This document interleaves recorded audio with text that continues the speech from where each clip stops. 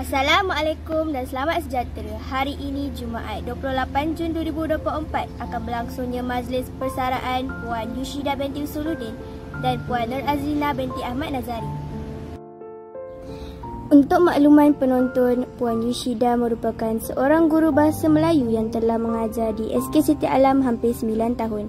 Manakala Puan Nur Azlina atau lebih dikenali dengan Madam Lina merupakan guru bahasa Inggeris. Madam Lina juga telah mengajar di SK Siti Alam hampir 9 tahun. Sebagai menghargai jasa dan pengorbanan mereka, Badan Kelab Guru dan Kaki Tangan Sekolah bersama PIBG bersepakat untuk mengadakan majlis yang istimewa untuk meraihkan mereka berdua. Mari kita saksikan kemeriahan majlis persaraan Cikgu Yushida dan Madam Lina.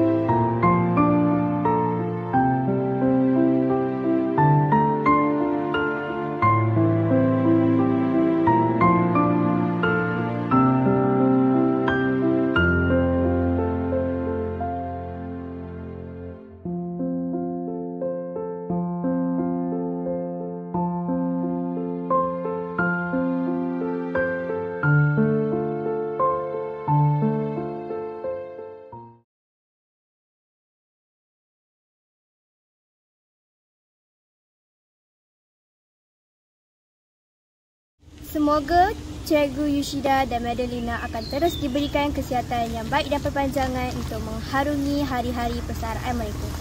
Selamat bersara Cikgu Yushida dan Madam Lina. Nampaknya takat itu saja liputan dari TV PSS SK Siti Alam. Sekian dulu dari saya, Aimin Sofia Azalia dari Underwear Channel. Cak nak hebat, SK Siti Alam hebat. Jumpa lagi.